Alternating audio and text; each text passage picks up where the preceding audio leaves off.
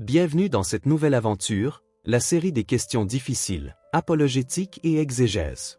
Dans cette série, nous allons affronter les questions qui défient la foi, celles que les sceptiques posent et que beaucoup de croyants se posent aussi en silence. Des questions comme « Qui a créé Dieu ? Pourquoi un Dieu bon permet-il la souffrance ? La Bible est-elle fiable ? Jésus est-il vraiment l'unique chemin ?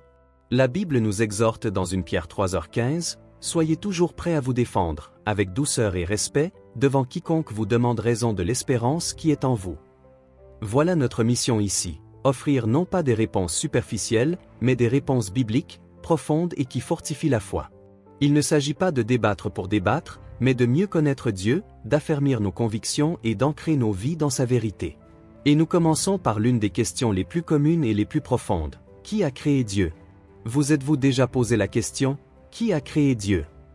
C'est une question qui a intrigué l'esprit humain depuis des siècles, et que certains sceptiques posent souvent comme un défi. Mais derrière cette interrogation se cache quelque chose de profond, notre compréhension de la réalité, de la cause et de l'existence. Cette question nous pousse à réfléchir à la nature même de Dieu, son éternité, son essence non créée et sa souveraineté infinie. En tant que croyants, nous cherchons des réponses qui nourrissent notre esprit mais aussi notre foi. Aujourd'hui, nous allons explorer cette question ensemble, non seulement pour y répondre, mais pour comprendre le mystère profond de l'existence de Dieu et trouver du réconfort dans la vérité. Dieu est éternel, non créé, et pleinement autosuffisant. Pour bien répondre, il faut d'abord comprendre pourquoi cette question se pose. L'esprit humain raisonne à partir de ce qu'il observe. Tout ce que nous voyons a un commencement, une cause ou un créateur. Un arbre pousse à partir d'une graine. Une maison est construite par quelqu'un. Même l'univers semble avoir un point de départ, le Big Bang, l'explosion d'énergie et de matière qui a créé le temps et l'espace tels que nous les connaissons. À cause de ce schéma de cause à effet, il semble naturel de demander, si tout a une cause, Dieu en a-t-il une aussi ? Mais c'est là que notre raisonnement humain trouve sa limite. Nous sommes des créatures enfermées dans le temps, expérimentant les événements dans un ordre, cause, effet, conséquence. Nous pensons en termes de commencement et de fin parce que nous existons dans le temps. Mais Dieu, enseigne la Bible, n'est pas limité par le temps. Il est éternel. Il existe en dehors des contraintes qui régissent l'univers. C'est la clé pour comprendre pourquoi la question « Qui a créé Dieu ?» montre une méprise sur la nature de Dieu. Elle suppose que Dieu obéit aux mêmes règles que la création. Or, Dieu n'est pas une partie de la création. Il en est la source. La Bible affirme à plusieurs reprises la nature éternelle et non créée de Dieu. Considérons ces passages. Dans Exode 3h14, Dieu se révèle à Moïse, « Je suis celui qui suis ». Ici, Dieu déclare que son existence est en lui-même. Il n'est pas venu à l'existence, il est simplement. Psaume 90, 2 nous rappelle, « Avant que les montagnes naissent, avant que tu aies créé la terre et le monde, d'éternité en éternité, tu es Dieu. » Remarquez l'emphase sur l'éternité. L'existence de Dieu n'a ni commencement ni fin. Dans Apocalypse 1h8, Dieu déclare « Je suis l'alpha et l'oméga, le commencement et la fin ». Le Créateur du temps n'est pas limité par le temps, il le transcende. Ces versets enseignent une vérité puissante. Dieu est auto-existant, éternel et non créé. Il ne fait pas partie de la chaîne de cause qui définit notre univers physique. Il en est la source. Explorons maintenant pourquoi Dieu ne peut pas logiquement être créé. Si Dieu était créé, il ne serait pas Dieu. Regardons cela de plus près. Un être créé nécessite un créateur, tout ce qui est créé a une cause. Il dépend de quelque chose d'autre pour exister. Si Dieu était créé, il aurait besoin d'un créateur.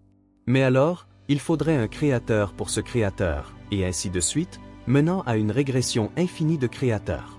Seul un être non créé peut être la cause première. Pour arrêter cette régression infinie, il doit exister une première cause qui n'a pas été causée. C'est le fondement de la philosophie classique et de la théologie biblique. Dieu est cette première cause, la cause non causée, celle de qui tout découle.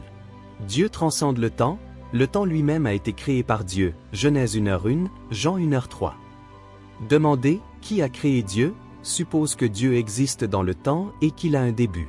Mais Dieu existe en dehors du temps, éternellement. Avant l'univers, il n'y avait pas de « avant », comme nous le comprenons, et Dieu existait déjà. La nécessité de l'auto-existence de Dieu, la nature de Dieu exige qu'il existe par lui-même. Il n'est dépendant de rien ni de personne. S'il ne l'était pas, il ne serait pas Dieu. Exodus 3:14 le confirme, « Je suis celui qui suis ». L'existence de Dieu est nécessaire, non contingente. Les sceptiques soulèvent souvent des objections. Si tout a une cause, Dieu n'a-t-il pas besoin d'un créateur? Dire que Dieu est non créé, n'est-ce pas éviter la question? Répondons calmement. 1. Tout n'a pas besoin d'une cause. Le principe « tout a une cause » s'applique aux choses dans l'univers, qui sont contingentes et existent dans le temps. Dieu n'est pas d'une chose dans l'univers. Il est le Créateur.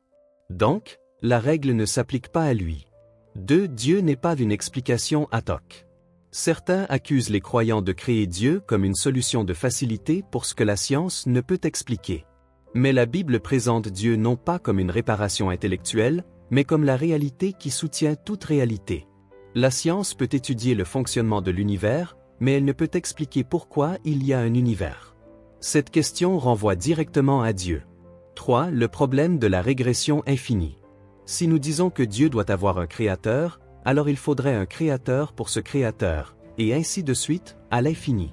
Cela est logiquement impossible. Nous avons besoin d'un fondement pour la réalité qui ne soit pas contingent, qui existe nécessairement, c'est Dieu. 4. La foi et la raison ne sont pas opposées. Répondre à la question « Qui a créé Dieu ?» n'est pas seulement un exercice de foi, c'est aussi un exercice de raison. Des philosophes comme Thomas d'Aquin et des apologistes modernes affirment que l'univers nécessite une cause nécessaire et éternelle, Dieu. La Bible confirme cette vérité d'une manière pastorale, réconfortante et rassurante. Parfois, les idées abstraites nécessitent une image concrète. Imaginez ceci. Une ligne de domino, chaque domino tombe parce que le précédent l'a poussé. Chaque domino représente une cause. Si vous remontez la ligne, il doit y avoir un domino qui n'est poussé par aucun autre, quelque chose qui existe par lui-même, indépendant, non créé. Dieu est ce premier domino, mais contrairement aux autres, il est éternel et ne tombe jamais. Ou pensez au temps. Nous le vivons linéairement, passé, présent, futur. Mais Dieu existe en dehors de cette linéarité. Pour lui, il n'y a pas de « avant le commencement ». Il est simplement. Demander « qui a créé Dieu ?» revient à demander « qu'y a-t-il au nord du pôle Nord ?» Une question qui n'a de sens que si nous mécomprenons ce que nous demandons. Comprendre que Dieu est non créé n'est pas seulement un exercice intellectuel, c'est aussi un immense réconfort. Sécurité dans la souveraineté de Dieu, si Dieu est éternel et non créé, ses plans ne dépendent pas du hasard ou de la faiblesse. Il est pleinement maître de tout. Espoir au-delà du temps, l'éternité de Dieu nous assure que notre espérance repose sur quelque chose d'inébranlable. Psaume 90, 2 nous rappelle qu'il existe, d'éternité en éternité. Force face au doute, quand les sceptiques questionnent notre foi, savoir que Dieu est auto-existant nous permet de répondre calmement et avec assurance. Invitation à adorer, la vérité de la nature non créée de Dieu suscite l'émerveillement, la louange et l'abandon. Il mérite notre confiance car il n'est pas contingent, éphémère ou limité. Il est le fondement éternel de toute réalité. Alors, qui a créé Dieu? La réponse, selon les Écritures et la raison, est simple mais profonde. Dieu n'a pas été créé. Il est éternel, auto-existant et la source de tout ce qui existe. Cette question n'est pas un piège, c'est une invitation. Une invitation à explorer le mystère et la majesté de Dieu. Elle nous rappelle que notre Dieu est unique dans l'univers. Il est au-delà du temps, de la création et de notre compréhension. Et pourtant, il se révèle à nous dans les Écritures, offrant connaissance, réconfort et espérance éternelle. En tant que croyants, reposons-nous dans cette vérité. L'Éternel Dieu est notre refuge, notre fondation et celui qui tient toutes choses entre ses mains. Et quand les sceptiques demandent, nous pouvons répondre avec confiance, non seulement avec la logique, mais avec le témoignage des Écritures et l'assurance de la foi, Dieu est non créé. Il a toujours été. Il sera toujours. Et en lui, nous trouvons la vie éternelle que nous cherchons. Père céleste, nous te remercions pour ton existence éternelle, pour être l'alpha et l'oméga, le commencement et la fin. Nous t'adorons pour ton être non créé, autosuffisant et souverain sur toute la création.